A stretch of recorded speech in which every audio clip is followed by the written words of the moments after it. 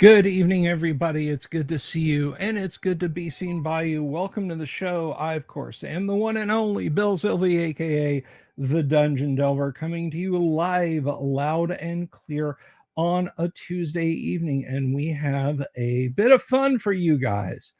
I have been waiting and ready and raring to go on tonight's live stream, and I hope you guys have too, because we have got some fun in store for you. We're just waiting on a few of our fellow adventurers to arrive here in the green room, where we, of course, always have wonderful snacks laid out for them. And then we're going to get going on some first edition AD&D. But in the meantime, sorry, I had to get my drink on. Welcome everybody out there in the audience. Good evening, Paul Ravenscall, Christopher Sims, Gonzalo, the great out there, Telemachus, Robert Phillips, Jack Neller, Thomas Smith, who is here, Mr. B Plays, TXG. Did I mention great old ones? Hello, great old ones. If I didn't, Doc Flamingo, Kmeister 70, and Atomic FX. Hello, one and all, everybody. And I'm glad you're all here. So we have folks filing in to the green room as we speak, and we'll get going here in just a minute. I want to make a little announcement. There's a video coming tomorrow. There is a video coming tomorrow. I'm going to talk about some things that are going on with the channel. It may not interest you. I am reverse Osborne affecting my own video. It may not interest you. It may be a little bit of drama farmy for you, and I will understand if you kind of me go and tune out, but that's just kind of how it is. And it has to do something with the music or lack thereof that you do not hear at the beginning of the video, and you will soon not be hearing at the end of the video, or live stream, I should say. But we're going to get into that tomorrow, because honestly, I just need to chill and play some AD&D, which we're going to be doing here very shortly. Now, regardless of what you're here for, regardless of what it is you like to do, if you haven't done this already, let me tell you what, the best thing in the world you can do, if you like this content, if you like classic TTRPG stuff being shown, being played, then the best thing you can do, guys, is to click that subscribe button and click the bell icon for notifications about when I do my live streams. That will let you know, that will keep you in the know. You'll have that insider info, right? I mean, when you were a kid growing up, do you remember Prisoners of Gravity? Do you remember early Mystery Science Theater 3000? You know, people would be like, what's that? When does that happen? I don't know. Maybe it's here. You know, you click the subscribe button, and that's like a drip feed of all of that cool ass insider knowledge. And watch your hyphens there. It's cool -ass insider knowledge. Anyway, so that is the thing that is going on. Oh, I forgot to turn the comments on. There we go. So you folks can see that. Let me tell you a little bit about what we do. Maybe you're a new subscriber. Maybe you've just tuned in for the first time and you don't really know what it is we do, or how we do it, or why we do it on Tuesday evenings. This is my show, and we live stream 5 nights a week about classic tabletop RPG materials. We generally just have a good time. You know, I have guests on. We have one coming this Thursday with a very special announcement, not just from him, but from me as well. It's a joint announcement, if you will. That'll be Yang Yan Zhao appearing on Thursday. We deep dive classic TTRPG stuff, and we do live plays. And okay, so maybe you're thinking, I get it, live plays, you do whatever, you know, yeah, you're trying to grab that brass ring, that critical role kind of thing. But let me tell you something.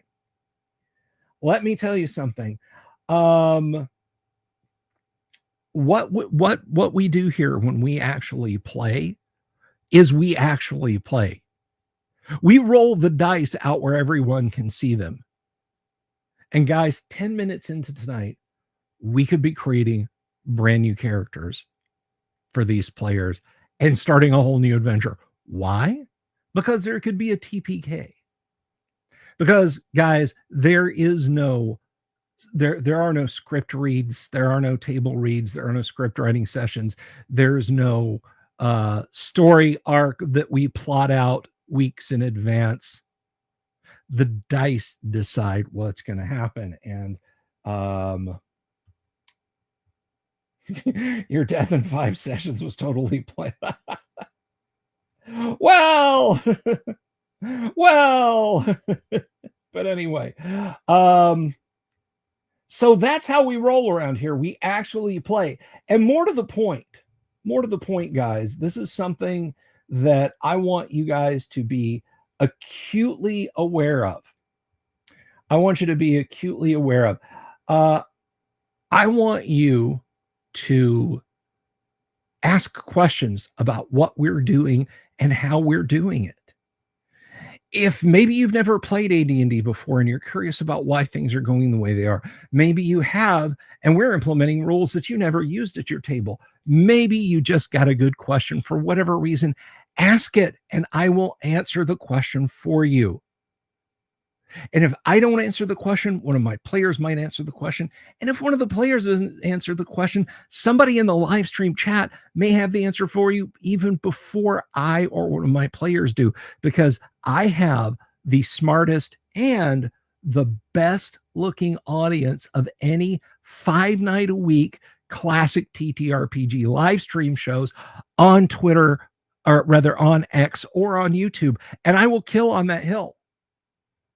I absolutely 110% believe that to be the truth and nothing but the truth. So guys, ask your questions if you have questions, and I will do my level best to answer them. This is not a passive thing where you don't get any kind of interaction.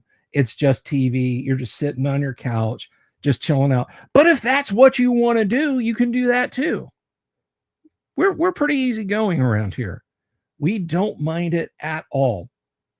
So if you are new here, the module we are currently playing is module A1, The Secret of the Slaver's Stockade. I'm sorry, A2, Secret of the Slaver's Stockade. My bad. I have all the modules open in Adobe Acrobat. That's what I was looking down at. I saw my eye was attracted over to A1, but we are playing the great A series, written by so many authors, so many great authors: Dave Cook, Tom Moldvay, Alan Hammock.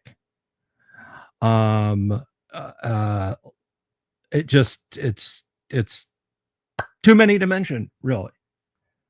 Not like the G series where you can say, this is Gary's, you know. There is a great number of folks who have contributed to that series. So open up my dungeon map here. And so that's what we're going to do tonight. We're going to continue on with our adventure there. Now, let me grab any comments that you guys might have had. Have 1E mechanics been used for any recent game? Every week right here. 1E game mechanics have been used for a great many clone games by cloning the retro clone of Osric or creating their own. People are using 1E game mechanics a lot. 97420 Empire, you only have Pit of the Slave Lords. Somehow you never got the others. I think you mean Slave Pits of the Undercity there, Empire. Isn't Guar famous for having fans of slaves? I don't know. I am unclear on this and a few points. So let me scroll up here.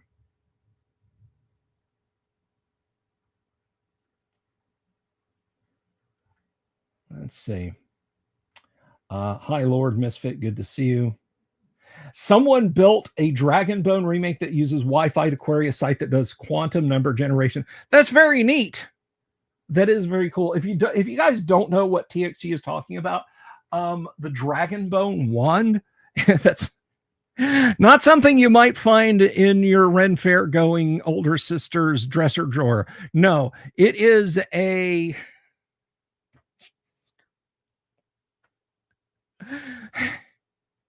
it was an electromechanical device. I'm not making it any better, am I? It was an automatic dice roller that came out in the 80s. It had a little 4-bit logic flip-flop in it, and it would literally flip windows open to show dice numbers along the build of the thing. You'd basically press a button and hit like D20, and then you'd hit roll, and it would roll, and it was quite the interesting gadget.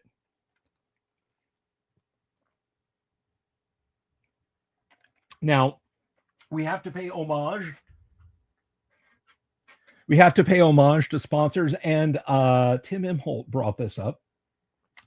Tonight is brought to you by me. It's brought to you by the Delver's Dungeon and Crom, the character record organizational manager. Let's say you're getting ready to have a game. You're going to have some friends over. You're going to introduce them to first edition for the first time. Good on you. Are you going to spend hours making characters, or do you want to get right into the fun? Well, clearly you want them to make their own characters, but you can make life a little bit easier on them with Crom. Crom is a software application that runs under Windows 10 and Windows 11, and it runs on Wine Through Linux, written by yours truly, that can make any first edition legal character you can think of. Now, there are websites out there, there are little applets and that sort of thing you can do that. And you might say, Bill, I can make up a character really easily. But Crom does so much more. Crom will not only make a character for you, you can buy equipment for that character and then track them through their entire career as an adventurer. Add experience points, milestone level them, age them, change their stats. You can buy new equipment for them. You can sell gemstones and jewelry. Are they humans? Are they particularly charismatic and mentally acute? You can check for psionics if your dungeon master is using psionics, or if you as the DM are using psionics and you want to check that for a given character, you can go for it. It's very easy. What about bards, you might ask me? And I'm glad you did. Because yes, you can dual class a human character into being a bard as well as a half-elf. Change alignments, drain levels from a character. It has all of that, and it allows you to save the character in HTML or text format for ease of use. Crom, it's $25, runs on your Windows PC or on your Linux PC through Wine. Reach out to me on social media. You can email me, you can private message me, however you want to get a copy, and I will hook you up. And purchasing Crom entitles you to any and all updates or bug fixes if they come up. This is a one-man band. I might have let something slip through there. So Crom.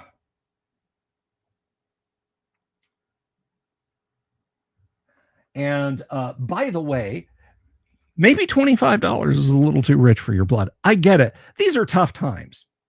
These are absolutely tough times. Tune in tomorrow night. We will be giving away one free copy of Crom. One lucky person out there will receive the download link for Crom.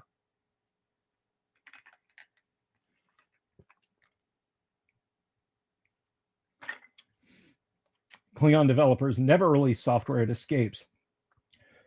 No one escapes from the Klingons. So, tune in then if you want a chance to win a copy of Crom. It could be you. it could be you. All right. It looks like everyone is hanging out in the green room. Most folks are hanging out in the green room. I think we're a person down today. I think we're going to be a person down. I think Kevin is feeling a little under the weather. So we're going to go ahead and proceed apace and welcome in our group of Doty adventurers as we just cross over 100 sets of eyes on the show. Thank you, everybody, for tuning in. And let me ask you a favor. Please, if you're watching us over on X, give us a shout. I do love to hear from our fans watching over on X if you're watching over there. So let's go ahead and welcome our players. This first cat who is beaming in from, I think he's using a particle accelerator to project himself into the game. You can find him here on YouTube. He has a fantastic channel where he talks about books, music, pop culture, Disney, tabletop RPGs, and physics and science and UFOs and all kinds of stuff. And occasionally he has some devastatingly handsome guests come on and help him with a video every now and again. And you can find him at Timothy M. Holt. Everybody, please put your hands together for Tim M. Holt as Elminar, the magic user. Tim! Hello. And you're right, I do have a handsome guest. Yesterday I had Richard Witters on, so. Well, Tim's signal is breaking up, everybody. I don't think he can stick around. And speaking of folks that have cool YouTube channels here, our next player has a YouTube channel that, let me tell you what, it's got niches in it. It's like this cool little medieval library that they found. Like they took down a wall in a castle and found it perfectly intact. And every corner you turn around, you're going to find something fascinating. He covers history. He covers tabletop RPGs. He covers important topics to a lot of you guys, like playing Dungeons and Dragons as someone who might have a disability. But it's a fun channel regardless, and you can find him at D&Disability. Everybody, please welcome Thane Kyle as Holder the Cleric. TK, good to see you. Thanks, Bill. And you are quite welcome. And next up, a guy I hope can hold his own tonight. He has no YouTube channel, but he is an awesome guy, and he's responsible for the giveaways of Crom that we've had this week, which is darn cool. So without further ado, everybody, please welcome Gonzalo as Paul. And Paul, you don't have to yell a greeting. You can just drop a wave emoji in the chat. I know you're feeling a little under the weather, but thank you for sticking out with us tonight. Say the thing about the part in the middle again. I the thing about the part in the middle. Yes, I can. Welcome, Paul. And last and absolutely not least, another YouTube luminary here in the classic TTRPG space. He has got some deep wisdom, and we'll tell you straight up, if you meet the Dungeon Master on the road, kill him. No, I'm just kidding, but you should check out his YouTube channel at Doomswords. Everybody, please welcome Doomsword Deathmaster as Dirk Donegard, the Paladin. Doomsword, hello. Oh, yo, how's it going? That remains to be seen, my friend. Let's see. Paladin Steve, come on down. You're the next contestant on Tuesday DPK. Thank you, Steve. Don't give him ideas this early, Steve. That's not... But I do want to answer this question. Chris Vogon, very cool name. Please don't recite poetry at us, Chris. Is that a Hearst Arts tower in front of you? Yes, it is. There was some drama with it because it fell off a high shelf and broke, but I was able to glue it back together with some good advice from my mutuals out there on social media. That Hearst Arts tower, it's practically an antique at this point. It was given to me as a gift by one person and assembled as a gift and painted by another person. So yes, that is my Hearst Arts tower, and it will sit here in honor on the table. Gentlemen, last time when the adventurers were present, you had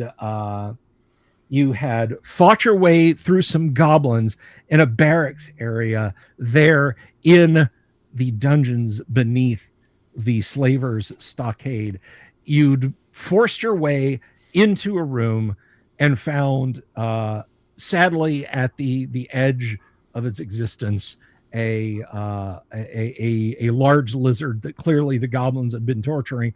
But more to the point, you found a tied up and battered human that the goblins had been torturing, lying there in the corner, covered in cuts and bruises. The poor fellow looks like he is in really bad shape. So, gentlemen, let me ask you what your intentions are as you look here in this chamber.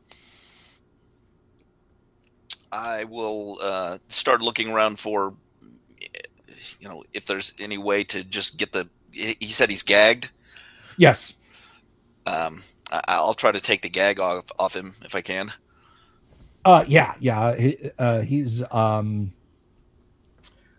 let's see.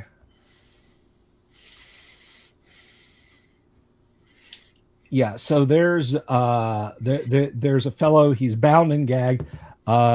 You remove the gag from his mouth, and he spits it out. You, generally speaking, don't know how the slaves are kept relatively healthy to keep their marketability up. Perhaps this fellow put up a bit of a fight because he's been beaten black and blue. His lips are swollen, an eye is swollen shut, and he exhales and nods in thanks to you. His mouth is dry and his voice is cracking. What happened? Why are you in this state? Fought them. I would not submit. And they decided they would give me to the goblin kind for their tender mercies. Can you? Do we have any? I mean, does he look like he's going to die right here? Does he need healing? He doesn't look like he's going to die right here, but he has been very badly treated. Can you walk? He looks down at his bound feet and then looks up at you and says, "My friend, for a cup of water and the release of the bonds on my feet, I will walk from here to Ratic and back." Ratic. All right. I will start removing his bonds and give him some of my water from my water skin. Okay. Go ahead. I think I can do one better than the water, though, and give him a wineskin instead. It'll at least help with the pain. Sure. All right. So he very carefully, like, this fellow seems to know what he's doing. He's drinking slowly from each. And he raises his eyes and he says, "Well, I still live. So no slavers are you. That are your rebels." We've come to put an end to this mockery. What do I know, Ratic? Am I familiar? Yeah, Ratic is a kingdom on the northeast coast of Greyhawk. To put this in perspective, you guys, in terms of distance, you would be around central Texas. Ratic is around Maine. Oh, okay. Yeah. You're a long way from home. How's that? Oh, I don't know where this is, my friend. I just know that Ratic is a long way from everywhere. Well, I'll just. I'm sorry, my memory's failing me as to what the name of the country we're in Greyhawk right now. The land you're in is called the Pomarge, and it is along the wild coast. Okay, and I'll tell him that, and let if he. Let him talk about anything that he wants to, but tell him we must be moving. There may be more goblins around. Do you know their numbers in any way? No. There is a large open prison somewhere mayhap to the south through these tunnels. The you say we're in the Pomarsh. My village was overrun further up the coast, up the wild coast. Yes. So Did any survive from your village, or are there more here from your village? they split us up and kept us confused, split apart families and such like. I think they preferred the chaos to groups banding together to find common cause. But Are you hungry? Can you eat? I haven't had even the corn gruel with gristle in it that they feed the regular slaves in days. Well, I'll offer him a little bit of food to eat so as to not to overwhelm his stomach from not eating from days at a time. I'll just offer him a little bit. All right. He takes some of your rations and chews them thoughtfully and says, yes, apparently there was some mishap or something. I suspect you lot may have had something to do with it. And they said they would keep the product here in the cellar rather than above, lest the rebels return, is what they said. I did not like the look or feel of the accommodations where they were going to put them. And when I argued the point, well, they argued back with their fists and truncheons. Apparently I was too much of a handful for them to try and market. But it was a strange thing. The rest of them, I beat on the bars of their cells. I threw slop buckets at them to try and waken them. But most of them, they just stared as if dumbstruck. I don't know if it's something in the food or the water they give them. Nothing that ever affected me. The other slaves? Aye, the other slaves. If you would like to be too much to handle again, then arm yourself, man. Find anything you can and travel along with us. For Paul has spoken truly. We must leave this place. Bring me With a all shield haste. and a poignard, and I'll make them pay. I have And everything you speak of was yesterday. The light of Foltus will guide us on tomorrow and every day afterward. There are weapons aplenty from the dead goblins just down the hall. We can easily get you a shield and a what were the goblins using, swords or? Yeah, they're using short swords. Okay, and possibly even are you able to bear up under some mail? I don't know if the goblins had chainmail on or. They had leather, but it's goblin size. It's not going to Okay. fit him. Gotcha. Well, we can get you a shield and a weapon for sure. To look at this As long fellow, as you man would of make courage would need.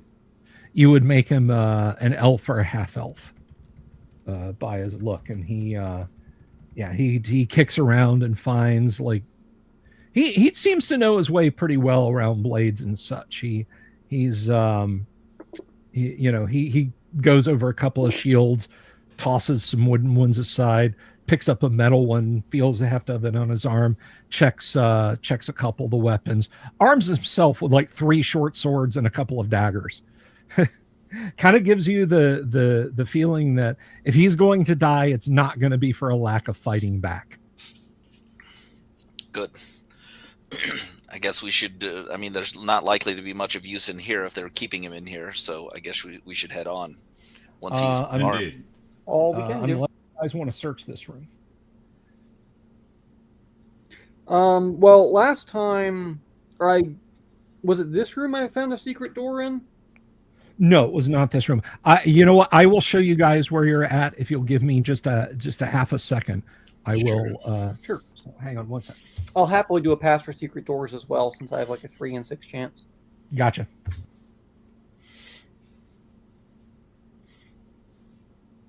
Being a half elf helps. with secret doors, anyways. It helps with a lot of things. But yeah. The lack of level limit's nice. Isn't that just thieves, or I thought half elves were limited like everybody else? They are, but it's not as strict as say with elves, or I usually play a dwarf. So Oh, they can get higher. They are restricted, but it's just a little bit higher than some of the other ones. yeah. Like I think my max level of cleric's a little higher.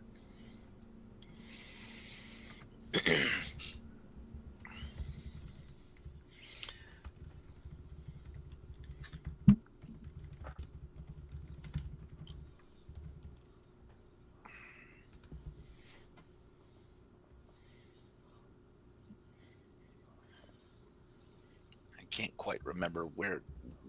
I think this was another kind of hallway. How are our spellcasters doing, hit point wise?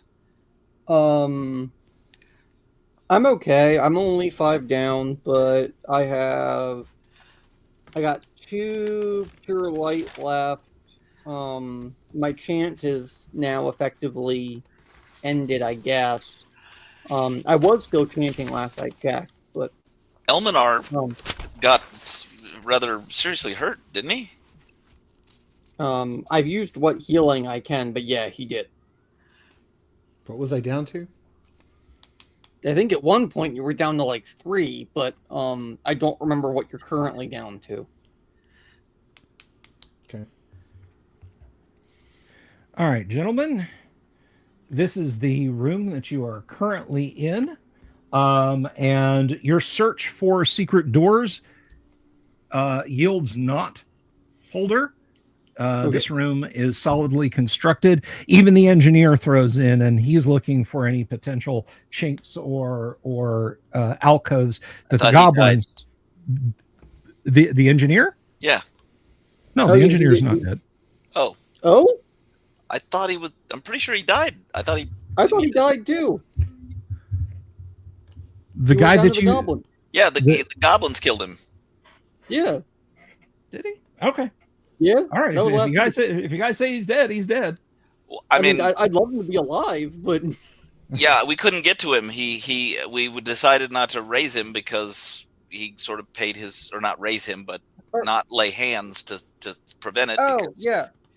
it had, Okay, so he'd paid his price. That was the price that he owed. Well, he's not dead. He was actually stabilized. I thought we now. did do that. Yeah. Okay. Yeah, Yeah. he's stabilized, and he can look around and like feel along the walls, but he's not going to be fighting or doing anything. Right. In fact, he gives his spear to the fellow Crench, who you rescued. Crench. Okay. Yes. Sorry about that. I thought he had died. No, he's finally back on his feet, and he's like, the goblins have done no work in here. They're foul beings, but they're clever miners. I'll give them that. And so, well, if there's nothing else of interest here, I mean, we had just. I mean, it's probably only been a couple of hours, if even that, since we were in the secret room. I think, if I'm looking at this correctly or understanding the map, that's kind of U or C-shaped room is just right next to us on the screen there, right? Yeah. Let me see if there's a. That's not a great one. Nor is that one. So I don't really have a good, but yes, basically you guys are in an entirely separate wing, but yeah, for whatever reason you were able to beat this wall down, you'd be in the secret door horseshoe hallway. Gotcha. Where there's some kind of vault. Well, I mean, we are, does Elminar need healing? Yeah, Elminar did take a slash from a goblin when they just bum rushed you guys out from this northern chamber. Elminar, I think, is really the only person who is seriously injured, and I think he took 7 last week. All right, so what does that bring you down to then, Elminar? 9. If I took 7, yeah, I would have been down to like 3 or something, but because I'd taken some damage before that. Yeah. We had gained a couple of hit points back from resting, but not much. All right, well, I guess let's do this then before we move on. Cast a Cure Light Wounds and 4 points back for you. That'll leave me with 1. Yes, that does end my chant, but at least it puts you slightly further away from death. Yeah, so that should, if you were down to 9, yep, that's 13, and for Elminar currently.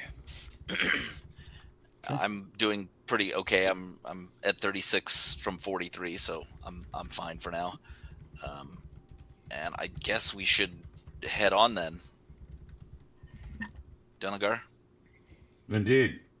We must leave. All right, we must we'll go head as quickly as possible and strike into the heart of evil, friend. For you know this well. You have exhibited valiance beyond what I expected.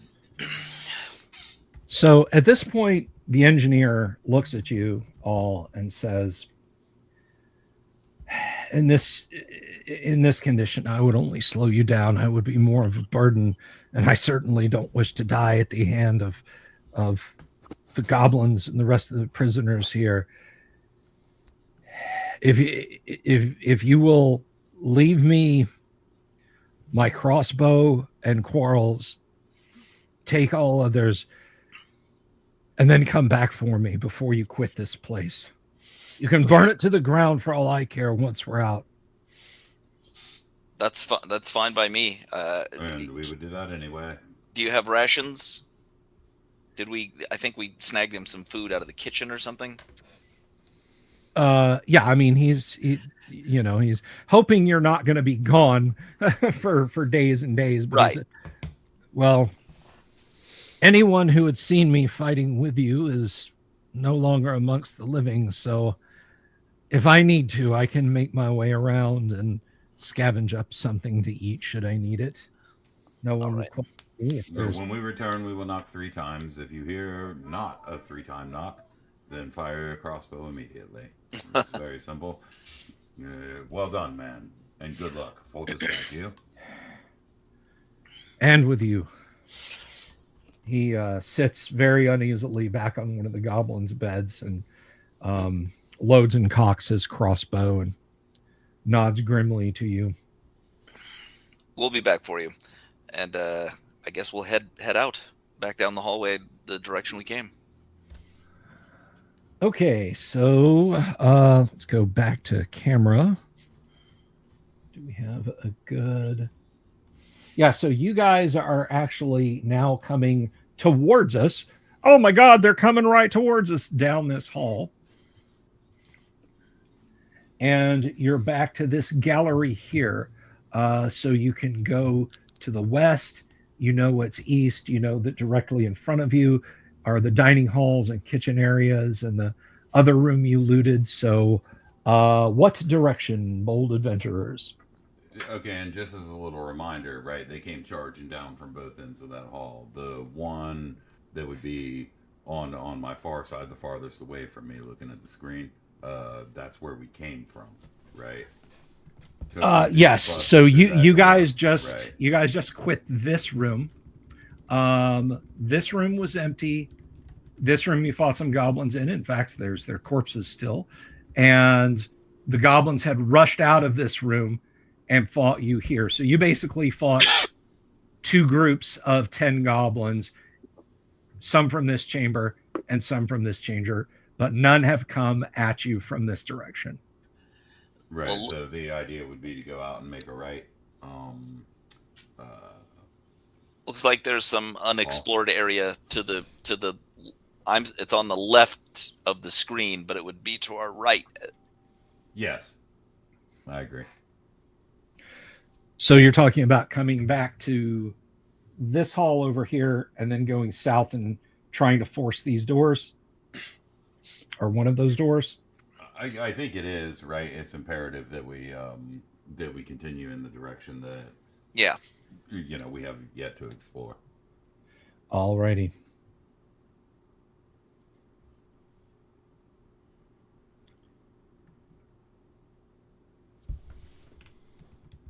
Okay, let me get a slightly better camera view of that for you guys and for our audience. Bear with me just a moment. I'm sitting here with a cold rag on my head and mint oil on my temples. yeah, I bet, man. I'm hoping you get to feeling better pretty quick. My grandmother used to have a really interesting way every time I had some kind of pain I was trying to recover from. And she would tell me, get yourself a bottle of scotch. Oh, I'm sorry. Start drinking. I thought you were going to say, give me my Switch. You'll get to feeling better. I was just about to say. No, grandmother, not mother. Grandmother. Get a Switch and make sure that you pick the right one, because otherwise I'm going to pick the one that you don't want. See, that's not grandma territory. That's mom and dad territory. My grandma territory. It's one of my grandmas. Although, according to my dad, I knew a different person than he did. So right. This is an old person trying to get into heaven now. Yeah. They were much different. Yeah, spare the rod and spoil the child. They're going to teach making- everyone all about it. They're making up for all the mistakes. That's right. Apparently.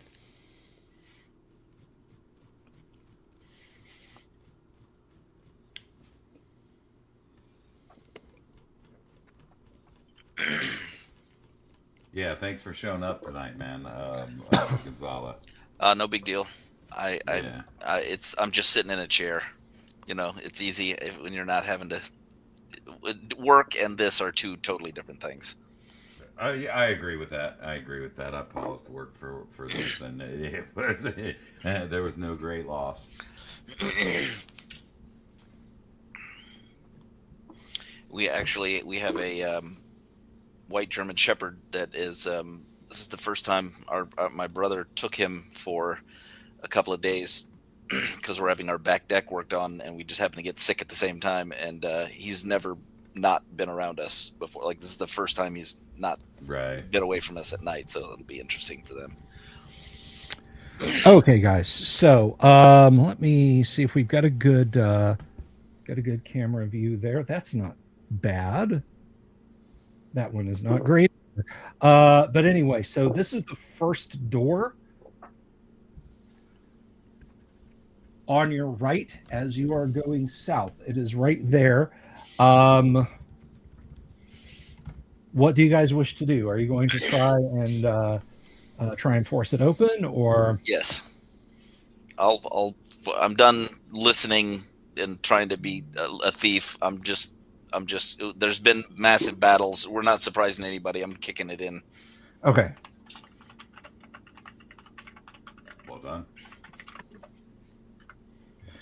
Alrighty. Go ahead and give me an open doors roll. All right. As a D6. Oof. You can do it. My leg. Your foot makes contact with it, and it does not.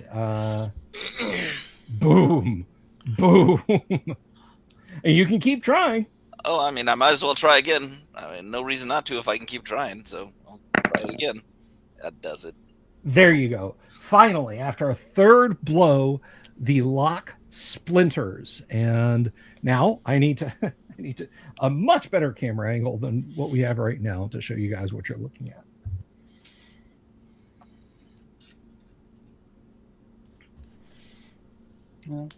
Well, Bill does that. Here's something that might be of interest. I just rolled up. I'm on level 12 of my dungeon generation at the moment. Floor 12, I mean. And there's a single giant bat guarding 27,000 loose silver pieces. So is this a randomly generated thing, or? Yeah, I'm challenging myself to just use Osric's random generation and see what I get. and that was one of the things I got, and that's so weird. I'm going to leave it in. I'm not entirely sure what story will be made of that. Personally, I think the bat's being used as a wishing well, and they're trying to bounce quarters off its head in their free time. It kind of reminds me of if you, I don't know how many of you guys play like RPG video games, but sometimes you'll be in those games and you'll kill like a wolf and it'll have coins on it. Yeah. It's like, what? And not just like a wolf guarding a house or like a pit or something. A wolf just out in the wild has coins on it. In the Bard's Tale, not the original games, I mean the first person beat 'em up summon version, which is actually a really fun game if you give it a chance. It was for PS2 and others. There's a line in the very beginning of the game where the bard talks about killing a rat once, and out pops this whole chest, making fun of exactly that.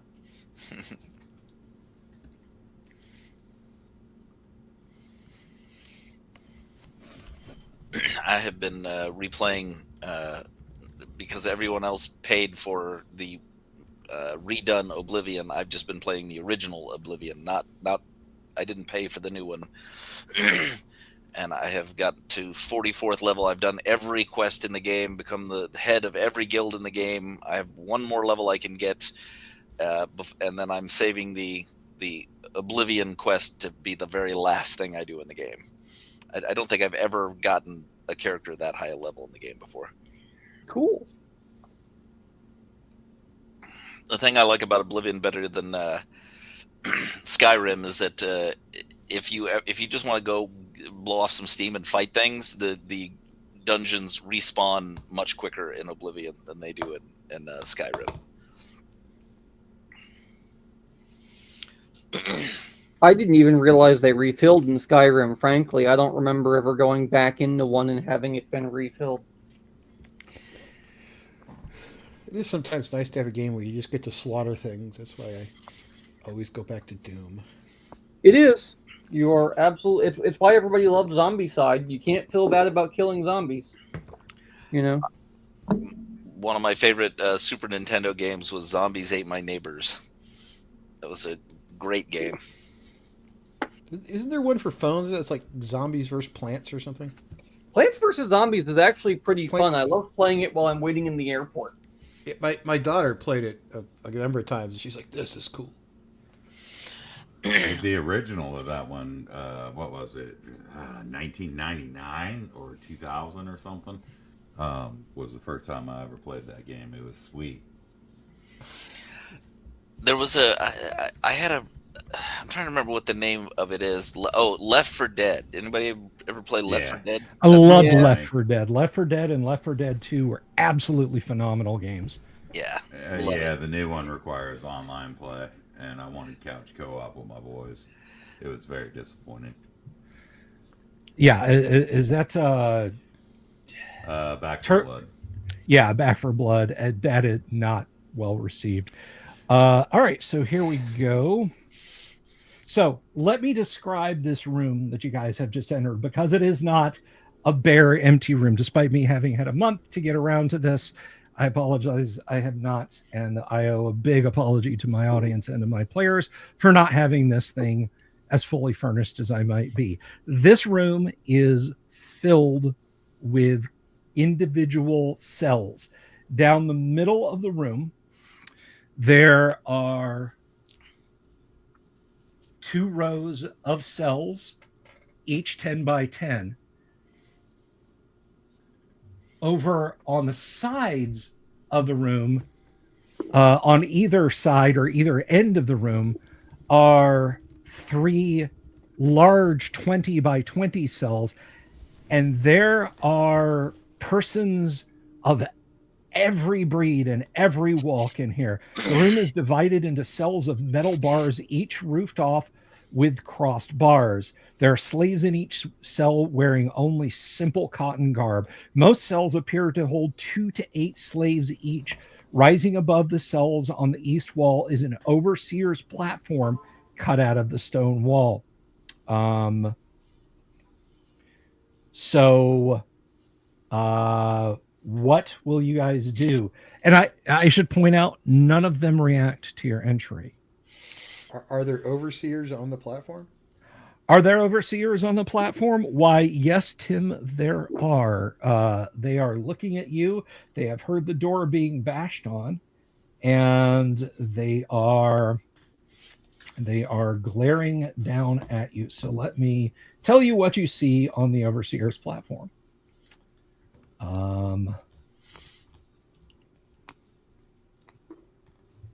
Just a moment while I zoom out. My PDF is going all jumpy. I hate it when it does that. All right. There are 5 hobgoblins and 2 gnolls. And they are looking out through openings at you.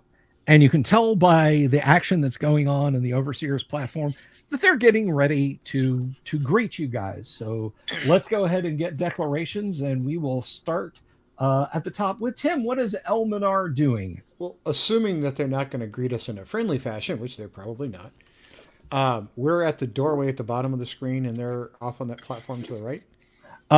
Correct. You guys are here, and they are on the platform here. Am I close enough to use lightning bolt?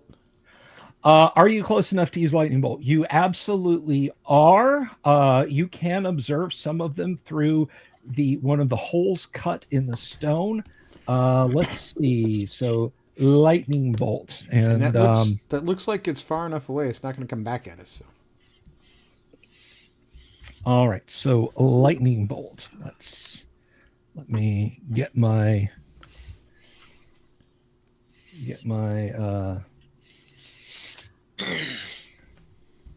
PDF reader here. Well, your camera's kind of wobbling there. Is that the table or the? That is the table. Okay. That is the table. Everything is, it's a very small space, and Dooms can back me up on this. This is not a huge studio I have. So. I thought maybe I was getting sicker. I was like, no.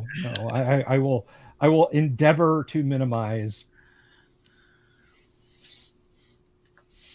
Endeavor to persevere. We thought about this. Endeavor to persevere. We made war. It reminds me starting a fight with the overseers, but that's why we're here. Yeah. They made my horse surrender. Mongo like candy. Different Western, but same era actually. I do love Mongo. Mongo's great. Yes, Mongo actually know somebody that played against him in the NFL. Oh my gosh, and they're still alive. Yeah, good for them. How's their back? They said he wasn't a big problem, but Randy White was. Him and Dick Butkus was the other one they used to worry about. Dick Butkus would spit on players' hands in the 3-point stance on the O line. It was kind of horrible. Yeah, he was kind of a dick. I mean, yeah. It was, but I mean that was football back then. Yeah. I mean, like the tackles and stuff that they did are entirely illegal now. Yep.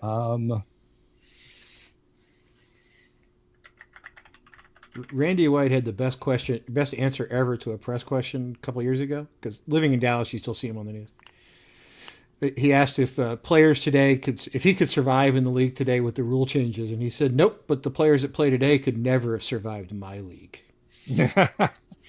That's probably very true. All right, Tim. So the range of the bolt is the location of the commencement of the stroke, i.e. if shot to 6 inches, the bolt would extend from this point to n inches. So the range is 4 inches plus 1 inch per level from where you are. That is the range. You can start the stroke directly in front of you if you want, or you can start it even further away. So how far away do you want to start it? Just far enough that it doesn't come back on us. Just far enough that it doesn't recoil on you. Okay.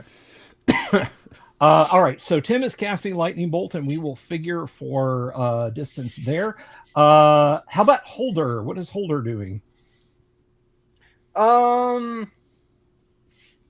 Prayer, since well, actually, combat technically hasn't started yet, right? Combat has not started. We're just doing we're just I'll doing open with declaration. bless then, since I can only cast bless on those not in melee combat. Okay. So Gonzalo, how about Paul? There are no. Well, first of all, this is sort of a. Is this a room they're in with? You said it's a platform. Are there stairs up to it? Yes. And I'm not sure. Let me see if one of the other views maybe is a little better. No, that is not. I have that just off in the wrong place, and I know that one's not looking in the right way. So, but anyway, on either side of the platform, which I know you can't see it, but as I'm hitting it with my pointer stick there, on either side of the platform in these niches, there are stairs that go up. Okay. Well, I'm going to charge into battle then. I'm going to start running at them. All right, so you're going to start moving. Dooms. How about Durek? Yeah, same thing, but I'll come up the if I see him beforehand, I'll come up the other side. If it's the same side, that's fine too. Okay. Alrighty. Let me see if I can get a slightly better camera angle and then put you guys in the chamber. And then we'll roll initiative. So bear with me just for a moment. So back to video games. I personally am of the opinion that video games peaked with the game Worms, where you got to launch little RPGs at the other worms. I never played it. I always liked Pocket Tanks when I was younger. Oh, that was a good one too. Pocket Tanks was great. There's one, I would say the video game that I go back to again and again that is massively replayable is a I think I want to say it came out in 96 DOS game called Master of Magic. It's a great, yeah, it's like a cross between Magic the Gathering and Civilization. You play Interesting. you play a wizard and you build up, you start with a race and a little city state, and you expand out into the map and try to conquer other little city states, and there's up to 4 other computer controlled wizards, and it actually takes place on 2 planes of existence. So there's the primary plane and the mirror plane, and you can win the game by defeating all the other wizards or defeating the whole world or casting the spell of mastery, which is something that you have to learn. You have to learn just basically almost every other spell before you can learn that spell. Okay, so that is what we're going to do. We have characters who are going to move as fast as they can across the room. Seeing you guys start to move, your erstwhile comrade, he actually looks to Elminar and to Holder and moves to support them. He's basically with the spear going to keep them back. Let's go ahead and roll initiative, and we'll start at the top of the order. Tim, roll a d6 for us, please. I got a 3. Party got a 5. Tim, yours is a 3-segment spell, so it will go off in the 6th segment. So 5 segments are. Where will you guys be in the 6th segment? If you start moving now, you're moving at 9 feet a segment. So Gonzalo and Durek will be, I'm sorry, Paul and Durek. Gonzalo will hopefully be sitting in his house resting. Paul and Durek will be just about to the flight of stairs. The gnolls and the goblins Actually, let me see. I said goblins, but now I can't remember if I told you guys goblins or hobgoblins. Let me see. Hobgoblins. Hobgoblins. Okay, so the hobgoblins and the gnolls will split. The gnolls are coming down this flight of stairs. The hobgoblins are coming down this flight of stairs. They get there and wait for you. Tim, do you want to send your lightning bolt at them when they start coming down the stairs in that direction? Absolutely, but party, duck. I mean, all right. Well, where they are and where the lightning bolt might recoil to, it will pass over their heads. So, believe me, I'm not trying to okay, do you really want to do fair that? warning, that's all I'm doing. That's fair enough. That's fair enough. Okay. So let me go ahead and put a marker out there for the hobgoblins and put the party where they're going to be. So. Oh, hobgoblins. I thought you said knobgoblins. That's a completely different thing, though. Hobgoblins.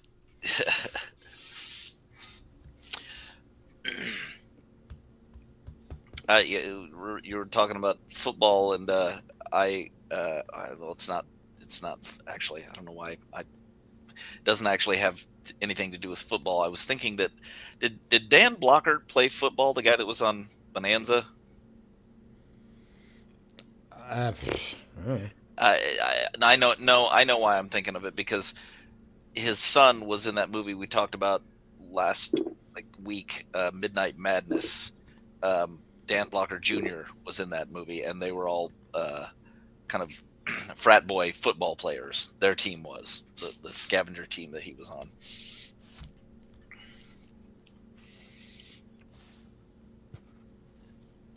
I'm trying to remember what the guy's name is. You remember those 70s and 80s football things, and it had on the frozen tundra. The guy had John Madden. No, it wasn't John Madden, but it was an announcer that had a very distinctive voice, and I'm trying to remember what it was.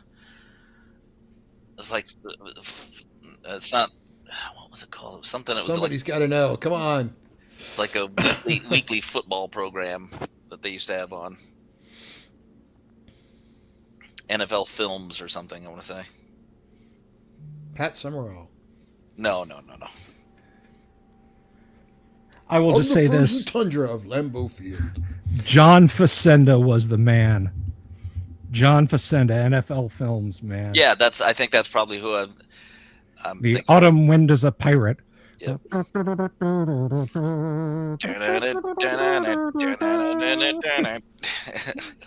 All right. Tim, roll your damage, please. That is going to, I believe, be 6d6.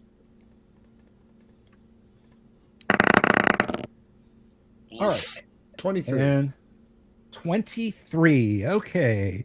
Hobgoblins must save for half. And there are, let's see, 5 hobgoblins. So 5d20.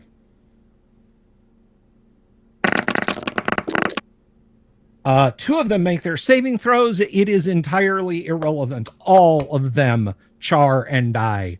They are blasted to pieces by your lightning bolt, which comes all the way back and dissipates literally at your feet. Okay. You guys were that close. If you had said, I'm going to move in 30 feet and cast lightning bolt. You know that thing about using Crom to quickly create new characters, boys and girls? This is why we ask questions. This is why I give my best to answer them. Now, I mean, if this had been a 10 by 10 room and you had said, I didn't ask what dimensions the room was, I cast lightning bolt, you get what you deserve. But here. No, then the answer was haste. Yeah. All right. Kazow. The hobgoblins char and die. Paul and Durek, you guys look like spectral Avengers, as there is St. Elmo's fire from your proximity to this lightning bolt, like arcing off your swords. If the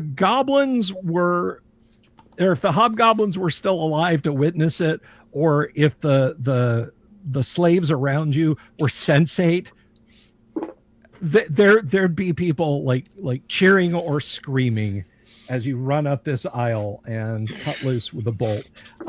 Yes, they are all dead. And let's see now. Nice. Well done. Okay, and the two gnolls, they just keep running. They run to the door on the far end of the room, throw the bolt, and just turn and keep running. They don't even stop. They see this happen, and they are vacating the presence. Okay. We must chase after them. Even if we do not catch them, it does not matter. There's nothing we can do for these people now. There's nothing we can do for the slaves? Yeah, unless you want to cart them out. All of them. Free them and arm them. Free them and arm them with what? Goblin weapons? The weapons of the slain here? At least free there them. are a few. Well, while you guys are... They're okay. safest in the cages. First of all, you guys are now under the effect of a bless spell also, but I do want to mention something. Let me see. Where is it? Because I'm looking for something specific. Well, because these guys were all catatonic, right? Well, yes, but hear me out.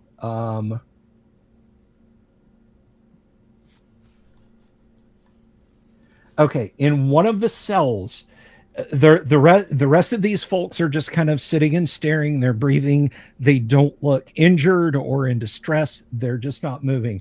In one of the cells, there is a female halfling that sees all this happen, and she runs over and starts. She's not saying anything, but she's banging on the bars of the cells, cell, waving her hands. I mean, I can let her out. I'm not entirely sure what her speech impediment is, but I can sign to her. Okay. Does she sign? Yes, and when you sign to her, her eyes go wide in astonishment, and she signs back. Excellent. Yeah, sure. Okay. So she communicates back that she has been pretending to be dumbstruck like everyone else in this prison, that the masters sometimes with cotton or wax stuffed ears would come through dragging what looked like a great carpet, like a great gray carpet or cloak. And they would walk through the back and forth through the room with it. Now, are you communicating this to the rest of the party? I will warn them of the potentiality of a cloaker. I'm just going to kind of summarize things because, I expect I will tell the party once I start signing and I realize like the condition she's in. I'm going to tell you guys go ahead because you guys have you guys have a blessed cooking, so go. Just go. Like I'll catch up. Okay. And what she does tell you while she's explaining this. She points to a spot in a corner of the jail area, the prison area. The wall behind here is collapsed, and there's a dark cave going there. And she says, there were mutated looking creatures that came through that opening and grabbed one of the slave girls and dragged her in there. Okay. I presume that's going to take a couple of sign it. You can sign quick, but I presume the party would have moved on past me by this point. Well, all of what I just told you was kind of wrapped up. And this is happening at the same time the rest of the group is having their debate to move on. So this is all kind of simultaneous. Then if they haven't moved on, I will inform them, and I will also is being a halfling what she is she not to stereotype here, but can she use a sling, etc.? Is she capable at throwing stones? If you ask her that, she smiles and nods. Okay. You guys want a stone thrower? What is there anything that can be done for the rest of them? At the moment, no. As long as that cloaker is alive or can bother them, I'm pretty sure that's what put them in this kind of catatonic state. Durek has seen this once before with the previous slaves that were in here. Indeed, and all we did was unentrance them and take them back. That's all you can do, really. If we went to travel back for an hour, as I said, they're So- safer in their cages. They are. They may seem like bonds, but Okay, But I'll take your word for it. what of the halfling and the beasts behind us? The beasts behind us concern me more than the enemies fleeing, frankly. indeed, we go where the danger is. What beasts behind us? Something, frankly, if I had to give a guess, my character wouldn't know the name for this. I'm going to sign back, just kind of out of curiosity here, chitinous, bug-eyed with mandibles, long claws. She shakes her heads and she signs back at you, cave thing. Okay, interesting. Okay. Cave things. Like tentacles or big and green? Twisted, distorted, malformed people. Interesting. Okay, maybe warped giants, trolls, though they aren't green, could be ogres of some kind, maybe. Could be even something like Grimlocks, maybe.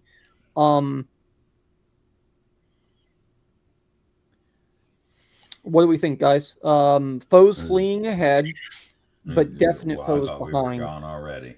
Okay. So I will and Dooms. I'm absolutely not saying you can't be, but just so you guys are fully informed, and I will absolutely let you alter your decision on this if you're still in pursuit of the gnolls. We're in turn-based combat here still, so it's not like I'm giving them a chance to flee. You understand what I'm saying? Yeah. Okay, I certainly cool. do. Everything happened real quick, and Right. The idea was that we were going to go down that I don't know what direction it would be, that southern passageway where the halfling and Hulder told us to go. Basically. Okay. So this cell that she indicates, right here. It's similar to the other two next to it, but there are no slaves in it. Instead, in the center of the floor, a white circle has been drawn, and in the center of the stone, a 5 foot tall, or in the center of the circle is a stone, 5 feet tall, vaguely resembling a woman standing facing the back wall with her left arm raised. The back wall has a hole torn in it, and beyond this opening is darkness. Beside the hole is a large, muddy pile of rags. So that is what you see. Right. Well, what say you, Paul? Shall we continue on our intrepid journey? Or shall we free these people and take them back to Barnacus? I sounds like if we free them now, or do we think they're just going to come kill them because we're here out of spite, or? Well, I can tell you this. I can tell you that if we free them now, several of them will die. Well, we should grab the keys right now if we can, so they don't get taken away. But what is this woman? I'm afraid I didn't quite understand. You described a woman. There's a crude stone statue. Okay. That looks like a woman standing in the cell facing the opening. In one of the cells. Yes, in this bottom right. Did you ask the halfling about that? Yeah, she said that is where she saw the slave girl get dragged off to.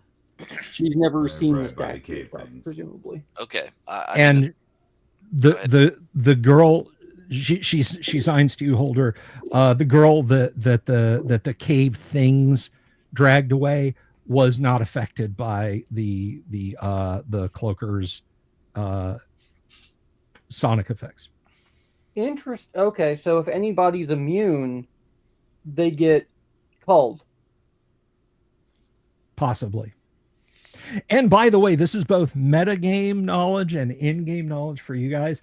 I think the fact that the halfling being deaf made her immune to the cloaker's moan is proof positive. If you guys stuff up your ears, you're not going to be affected by the cloaker. Yeah. It's not a quote unquote magical effect. She couldn't hear it. That's my ruling. So if you guys ever encounter a cloaker again, there you go. The answer and by yes. The by, guys, I guess this is just for the general audience. No, my character did not know sign before this encounter. It's just one of those things that my character they are a cloistered priest. They are effectively a college student. They have lived for over 100 years. Presumably, it's something they would have picked up. It's just, it makes sense. Yeah, I am perfectly fine with the character knowing a sign language like that. I mean, that is... thieves can't incorporate sign language when, you can't yell across the room, hey, Bob, pick his pocket, but you can make gestures and signs to indicate to do that. So...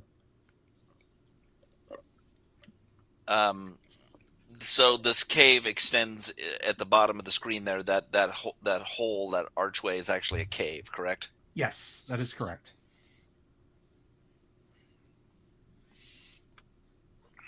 I don't know. I'm a little torn on this. It might just.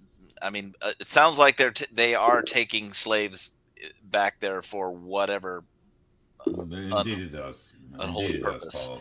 We can chase after a couple of gnolls in a direction that we have already fought through and won, or we can proceed into. I don't think those gnolls are going to be back anytime soon. Nor do I. They will hide in the courtyard, most likely. Well, go ahead. I was going to say, then let's move on. We have a few more rounds of plus left, so may as well. Right. Carpe diem, gentlemen. Yep, let's head into the cave. Okay, so opening the cell, and that is very easy to do because Elminar, you see like lying in the charred grip of one of the gnolls. Like, his looks like the crispy beef got spilled on the stairs, and you see a key ring there. So you're able to pop that cell open with no problem. So what you see as you approach now, the woman statue that you see, the face of the statue vaguely resembles the woman that had fought you before in the large chamber where your goodly companion was slain by the owl bears.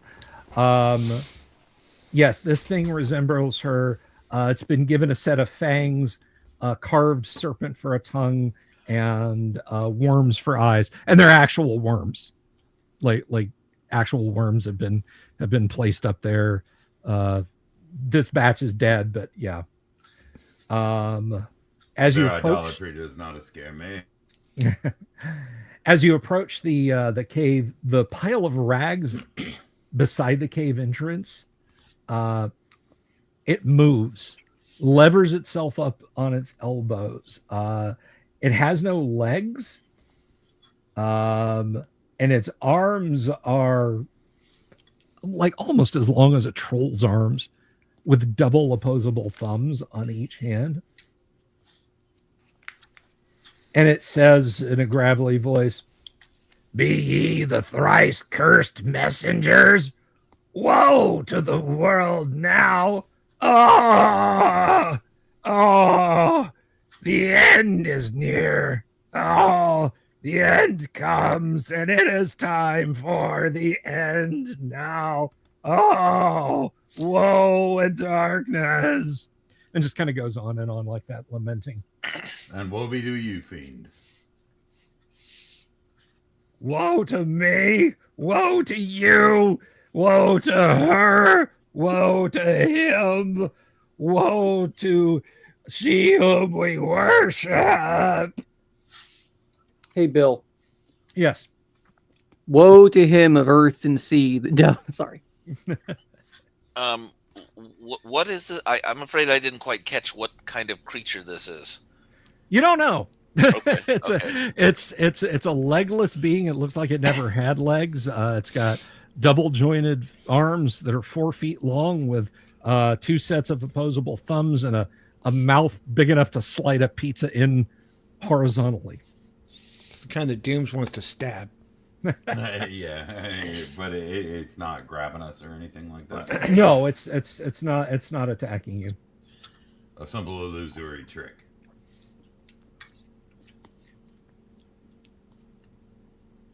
What are you? Are you a demon? A creature of nature? There is no nature. There are only those that she wills into being. And it spits on you. Stab it. Well, that's rude. I pity it. I don't want to. I don't want to kill it, but it doesn't seem to be. It doesn't seem to be anything that is helpful to life, and so Because it's depressed. What's that? I said because it's depressed. I don't. I'm not quite sure what to make of it. Have you been twisted by the magics of this place? Do you seek freedom? Do you seek death? All are free. All is twisted. All is magic. What is freedom? What is death? Oh! What is love? Baby, don't hurt me.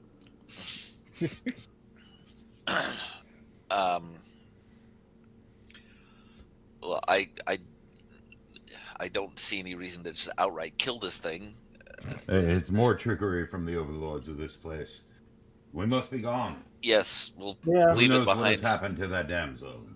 Yeah, leave it behind. Yes, leave me behind to wallow and squallow and swallow and mallow and jollow, but never follow.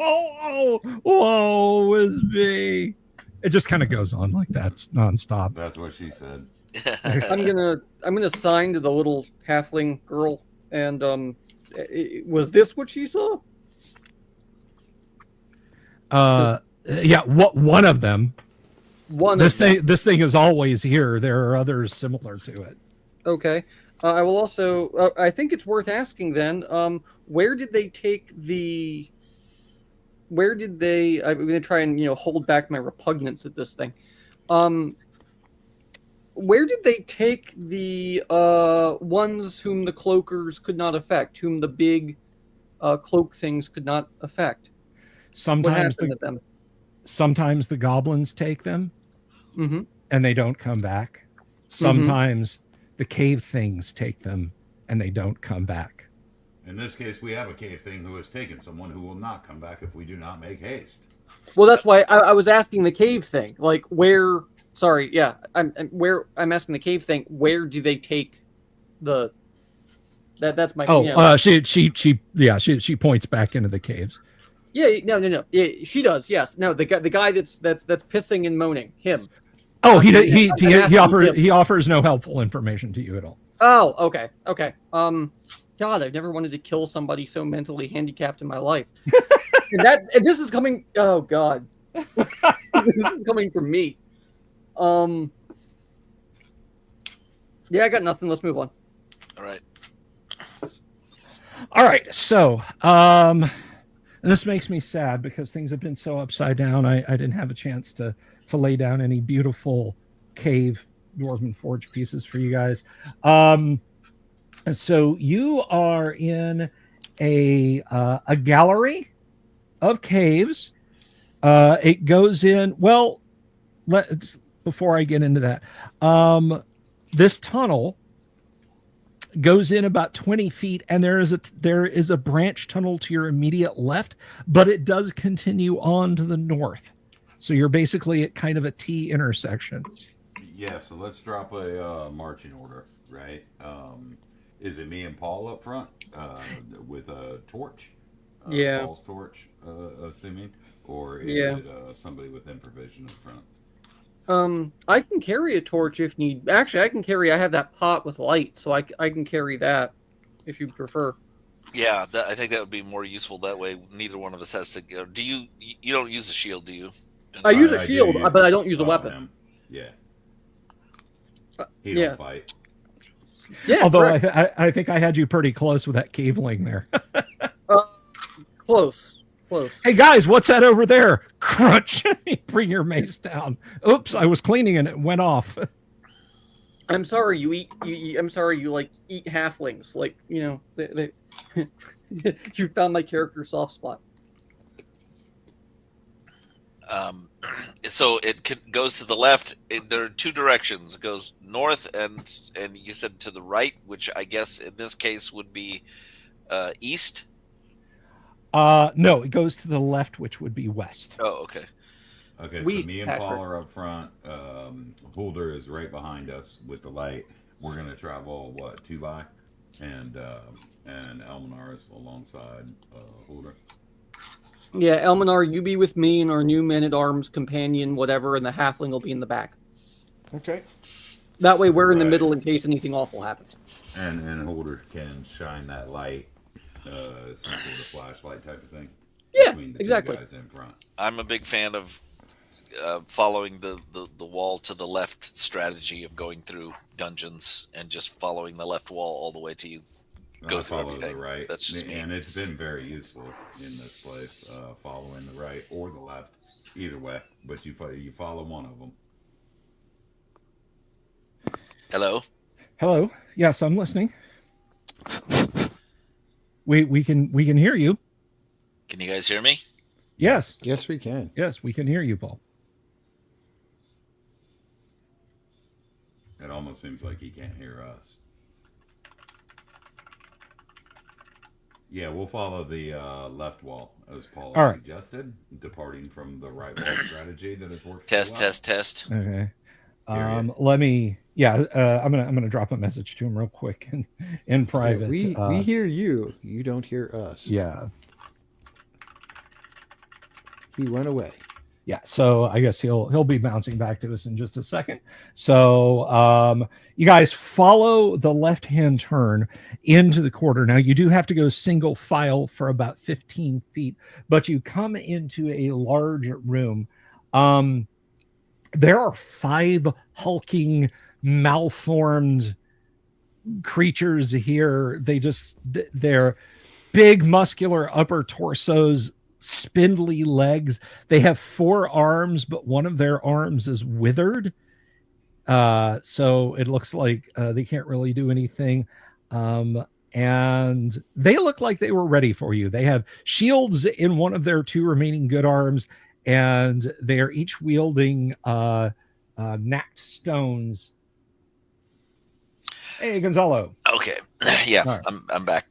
All right. I'm going to drop a prayer. All right, so you're going to drop a prayer. This chamber that you guys are looking in is, as you come in and it widens out, it is about 30 feet end to end and about 20 feet wide. These creatures are shuffling forward, grunting and snorting angrily at you, and there are 5 of them bellowing challenges in broken common. Let's get declarations. Tim, what is Elminar doing? How many of them are there? There are 5 of them. Okay, I'll take one and shoot some magic missile at it. Alrighty, you're going to mag dump on one of them. Holder, you are blessing or praying?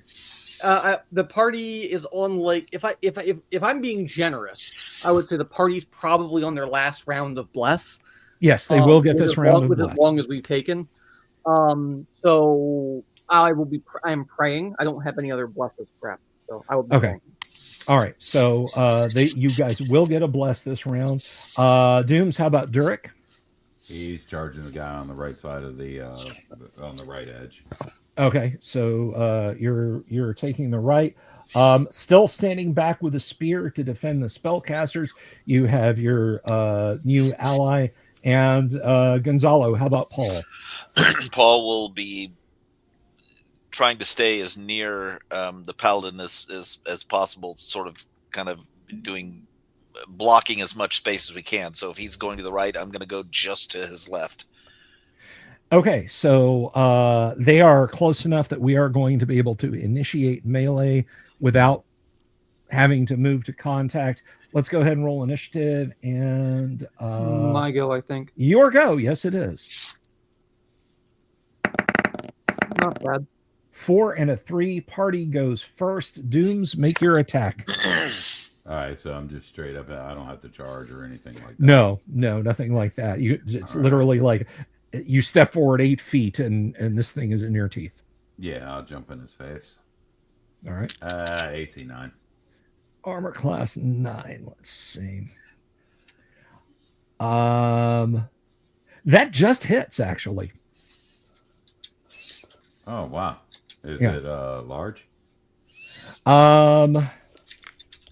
Yeah, I'm gonna say it is large with the 4 arms and everything. So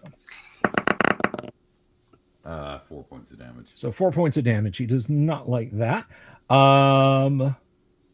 Tim, go ahead and cut loose on one of them with a magged up.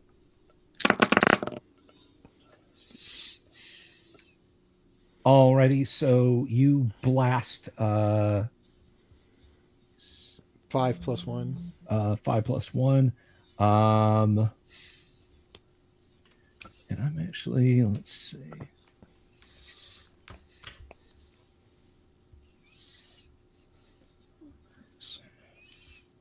Nine. Okay. Yeah, you blow some holes in him, and stabbing with his spear is your ally. 11, and he absolutely hits one.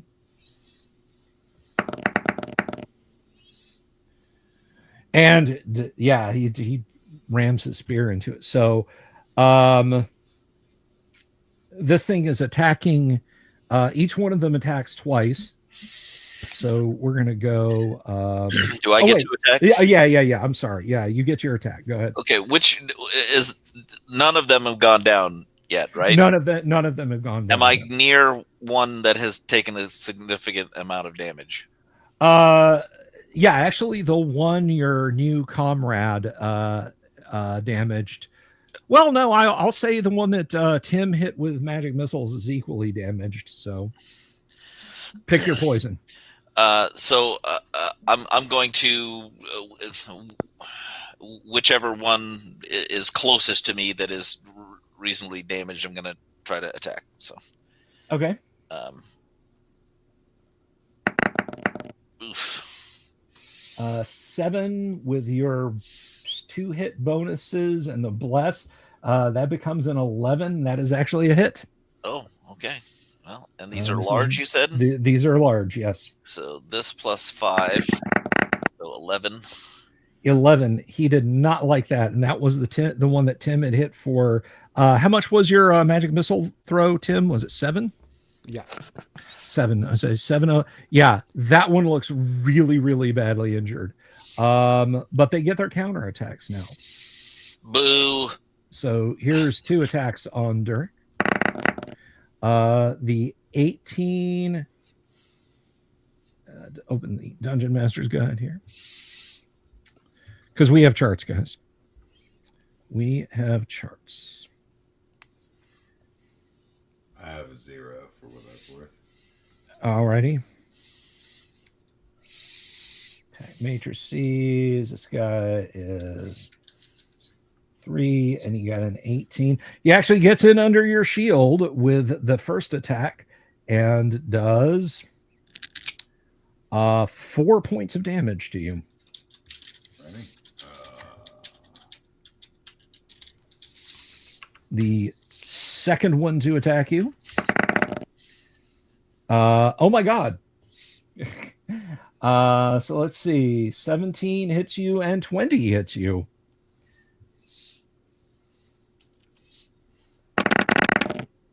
You take 11 more points of damage.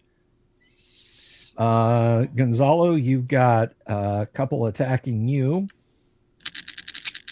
The first one misses both times. The second one misses both times.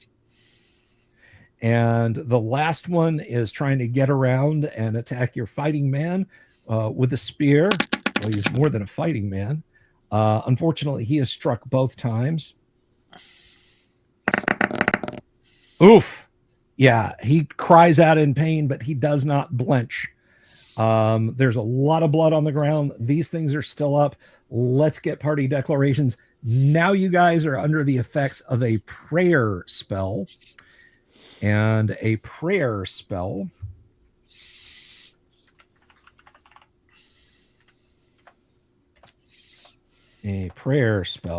will, come on, +1 for friendly attack. Did you need it?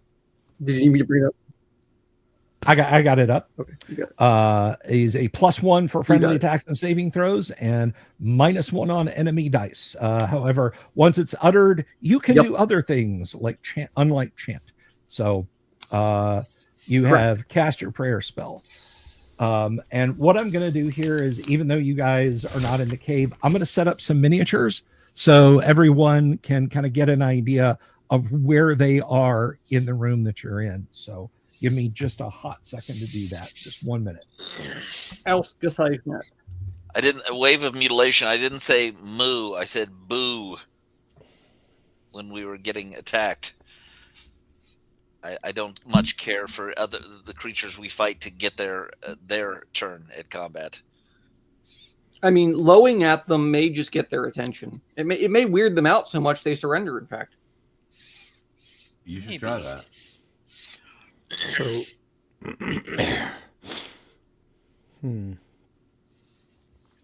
Fairy fire or spark shower? well, you don't want to use spark shower when the party's in the way. I know. But I don't know how hard these guys are to hit, frankly. Very easy. Because the fairy fire would be nice, but usually we want to save that for something like, I don't know, another will-o-wisp or something. All right, I can go back to magic missile, I guess.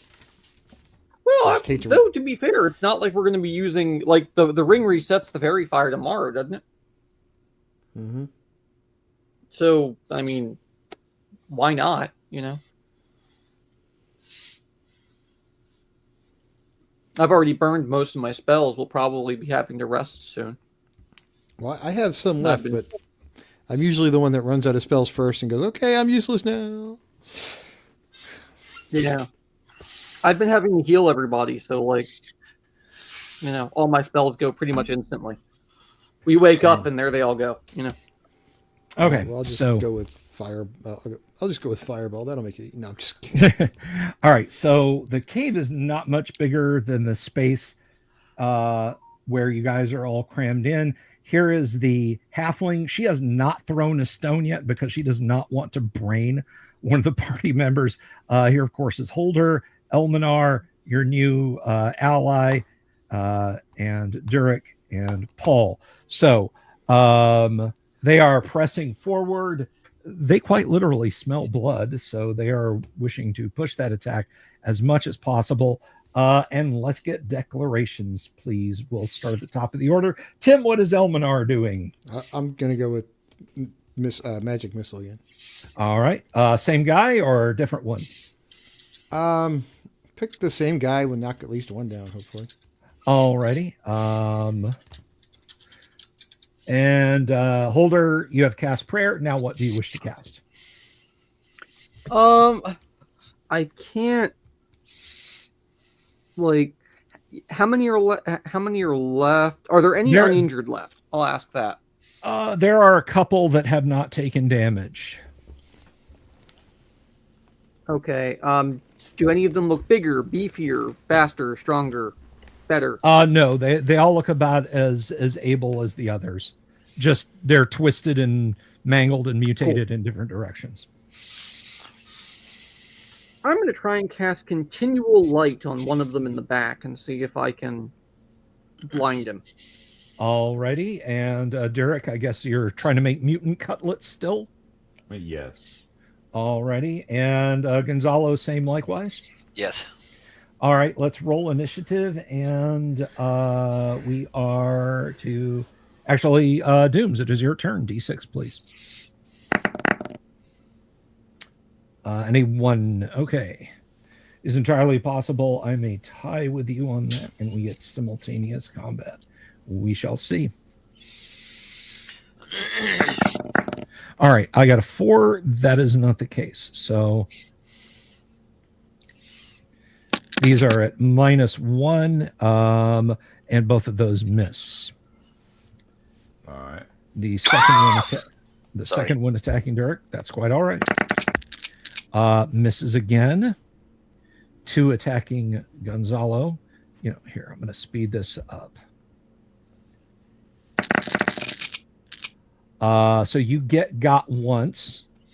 Paul takes 6 points of damage according to the die roller. And the last one attacking the man at arms. He has missed both times this time. One in the back needs to make a saving throw. He does, but the cave is now as bright as day. Tim, go ahead and mag dump on the injured one. By the way, everyone, if I have missed some supers, I apologize. So I want to say big thanks. Rolled a 10. He goes down. You literally just blow multiple holes in him. So there are now 4 of these things left. So I just want to thank Paladin Steve and Paul Ravenscall for the supers. I really appreciate that, guys. Thank you. This is a really, really generous thing you guys have done. So, and Jorge, I'm glad you're enjoying Crom. And another confirmation there, by the way, guys, I just want to point this out, that Crom loves wine. Crom loves wine. So in Valhalla, Crom loves wine. So that is 1 down. Melee combat begins. Dooms, go ahead and do your thing. A 14 absolutely hits. I did 4 to this guy before, and another 12. 4 and 12. Okay, he is looking in really bad condition. Let's see. Gonzalo, Paul attacks. Okay. Whichever one looks most injured. Okay, that would be the one that Derek just instabulated again. All right, I'm gonna go after that one. 5, 6, 7, 8 with bless 9, or with prayer rather 9. You're using that. You're using a magic sword? +1. So that is 10. That will hit him. Okay. Yeah. These things have really poor armor class. I'll take it. Take it and run with it. So 10. 10. That kills another one. There are 3 remaining, and your doubtable new comrade absolutely strikes home in the one that he had already injured, and does another 7 points. He is spitting and slashing that thing. These things are grunting and screeching and flailing their hands and spinning in place and trying to smash you all. So let's get some declarations. Tim, does Elminar have another magazine of magic missiles he'd like to employ? Yeah, this will be my last one. Then I'm out of magic missiles. Alrighty. Don't forget, you do have the ring you can you can target with, but that's up to you. All right, go ahead, or don't roll it yet. So magic missiles. How about Holder?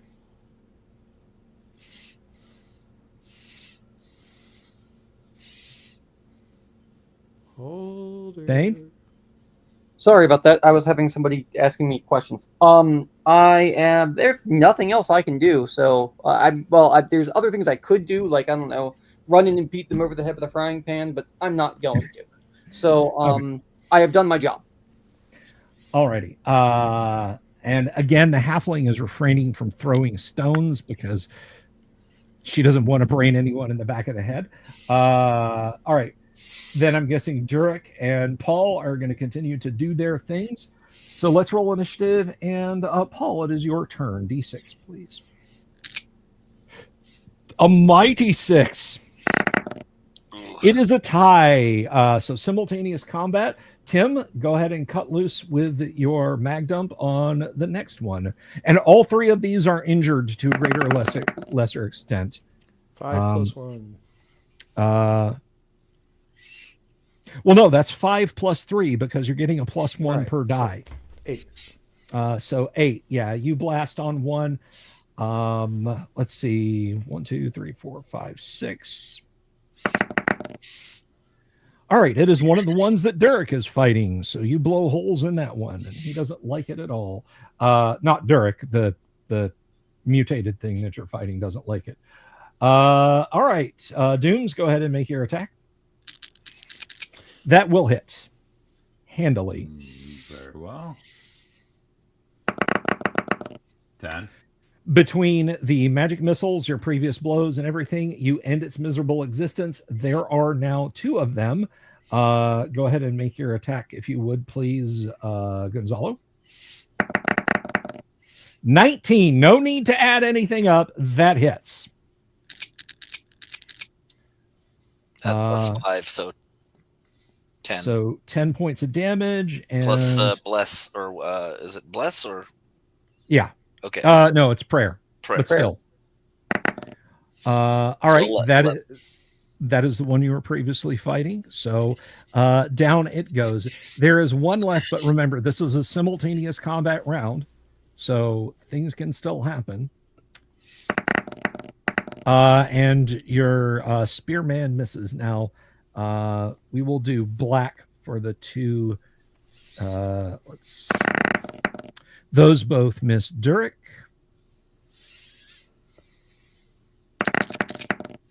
Oh, those absolutely miss Paul. And the man-at-arms is missed. So there is only one of these things left. Gentlemen, finish them off. Let's roll initiative. Tim's out of magic missiles. Unless you're going to fairy fire him, I'm guessing you are going to demur for the moment. Yes? I am sitting this round out. All right, let's roll initiative, though, Tim. It is your turn to throw the platonic solid. Do it. A 2 and a 5. The last one, out of his mind with pain, slashes out at that one is fighting the spearman, and he hits him. But for a mere couple of points of damage. Gentlemen, do your thing. 7, 8, 9 will hit him. And 5 hit them before, so that hits. And 13. Woof! 16. And 11. I will roll for the spearman. He also hits, and yeah, this thing goes down, just splattered. So all of these things lie dead. Your comrades are injured, but still on their feet. And thus we proceed.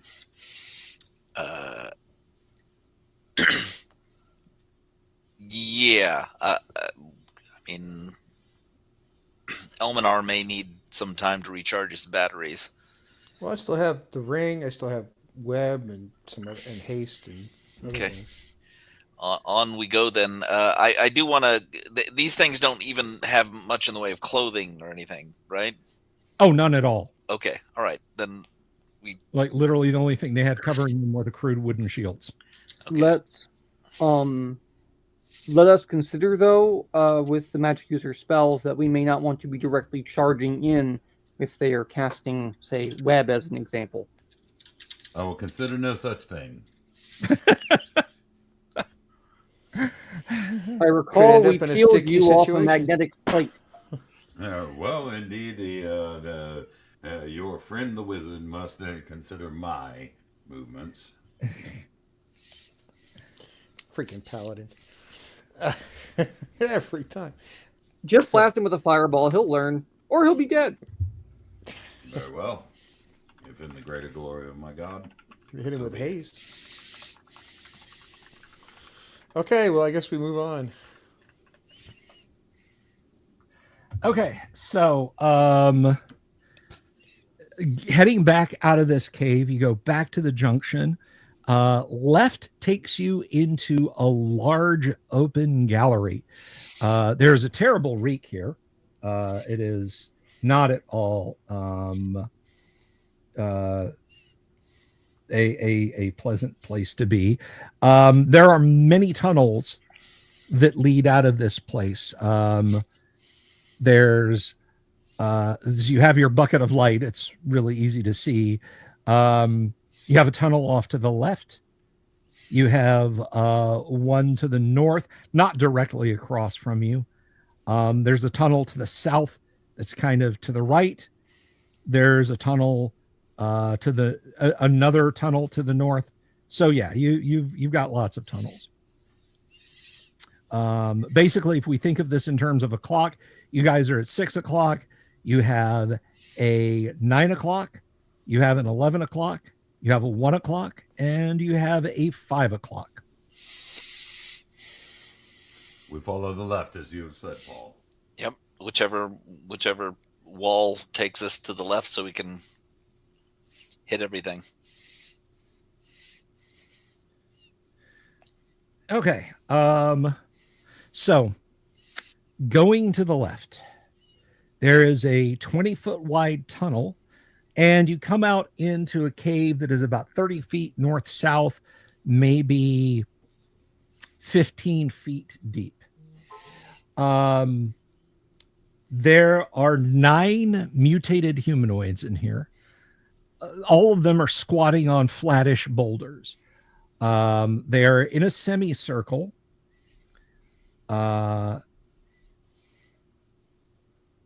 And there is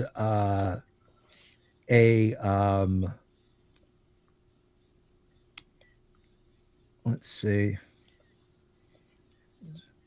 Hang on a second.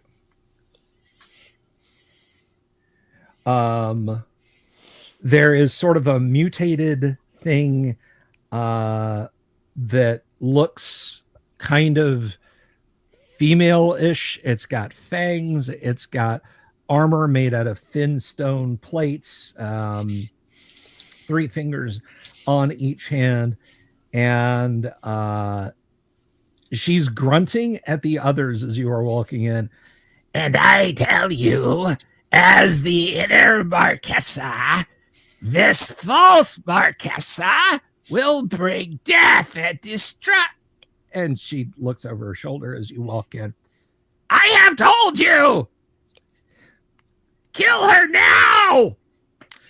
There is a blonde slave girl standing in the midst of the 9. They are like pinching and poking her and generally treating her very rude. And she looks terrified, just beyond the capacity for rational thought. So there are a total of, let's see. Yes, there are a total of 9, 10 of the cave things in there. Huh. Are they? You said they were sitting on flat stones, though?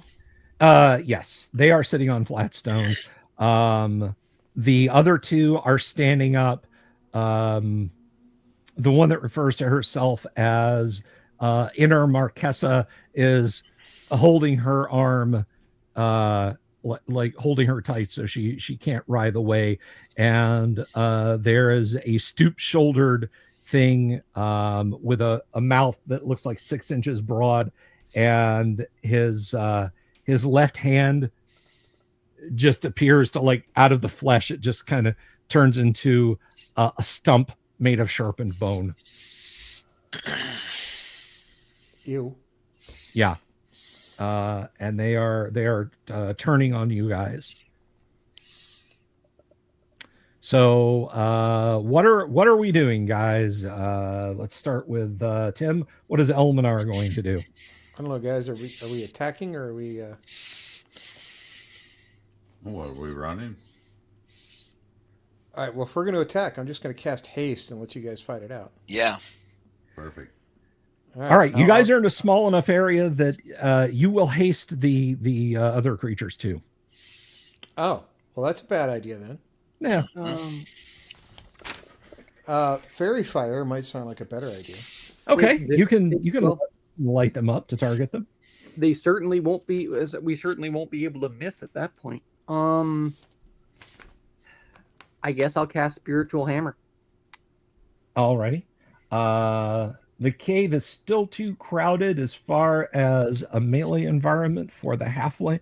She like stomps a foot in frustration. She's got like 2 stones that are just like perfect, these potato size stones with slightly jagged edges to them, but you just know she's dying to brain something with. Well, question, Bill.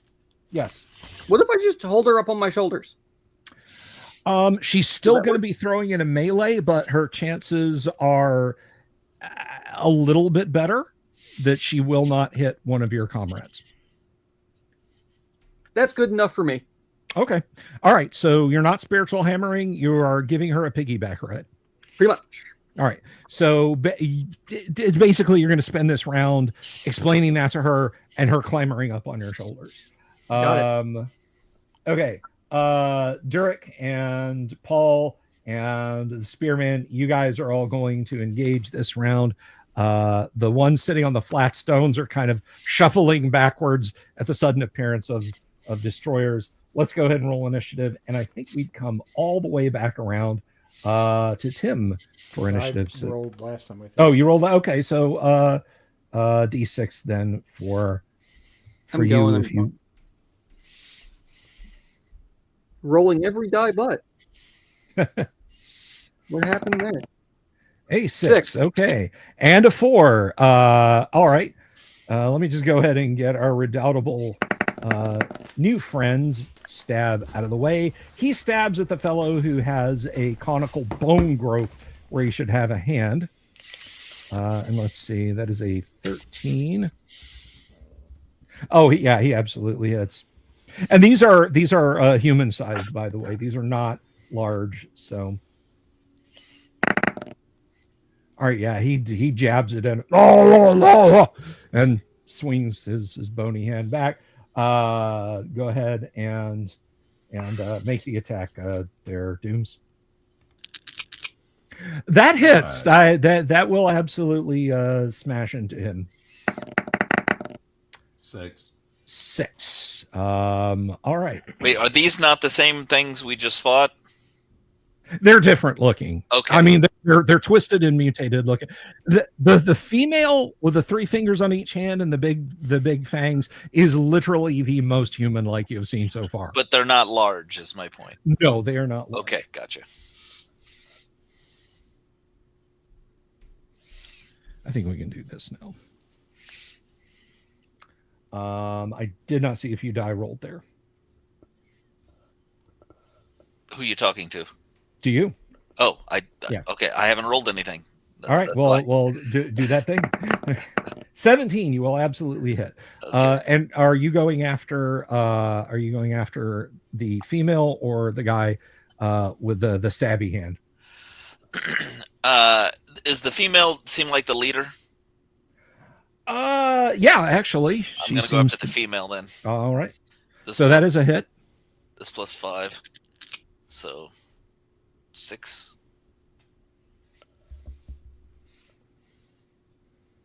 All right. So you do 6 points of damage.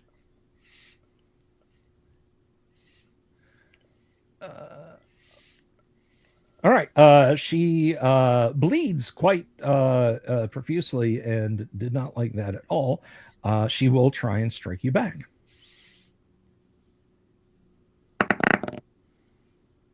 And she does not. Dooms.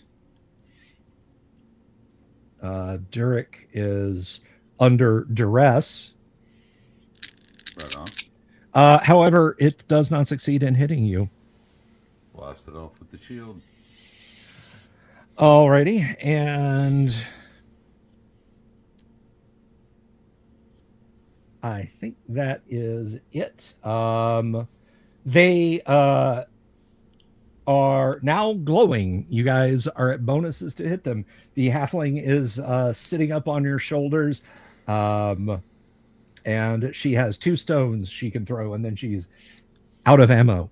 So let's go ahead and roll initiative one more time. And I think that will be your turn, Dooms. D6.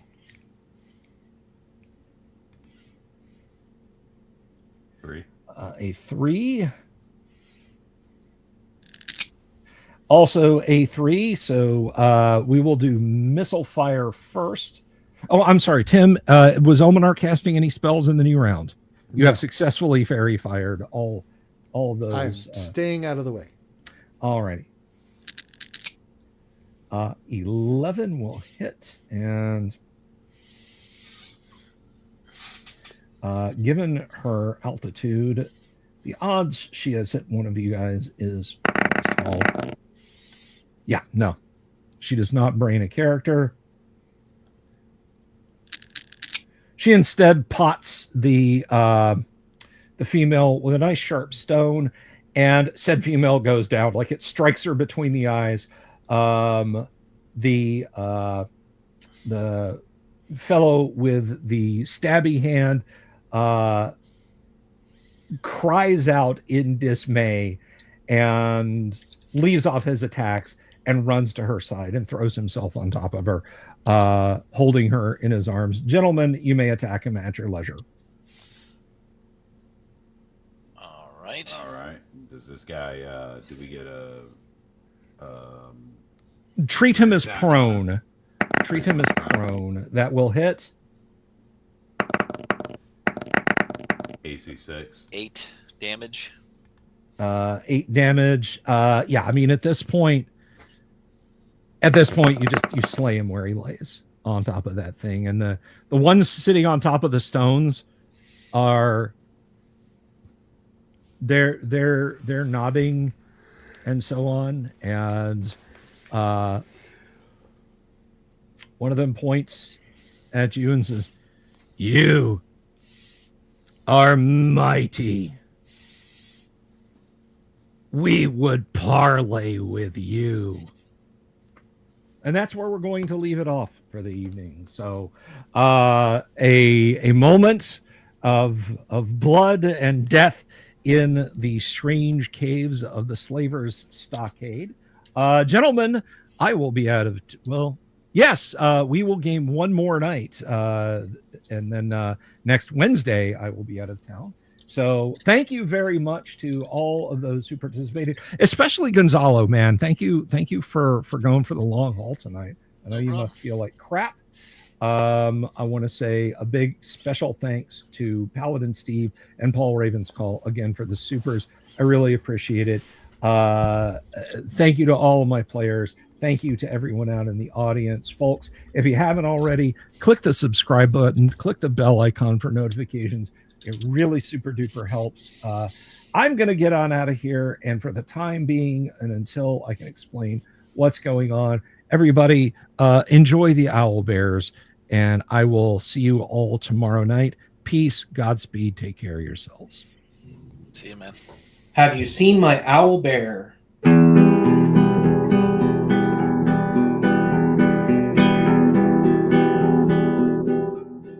Here's to all the weirdos everywhere in the woods and in the air. Have you seen my owl bear?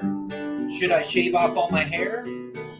Bobs are all around. Some live in tunnels underground. Some are fat, some are rich, some are sleeping in a ditch.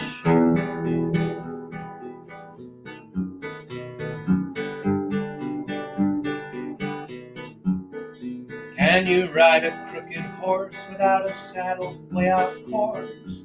Naked as a toad, all the way to Smoky Joe's. Have you seen the little creep driving fast in his little green Jeep?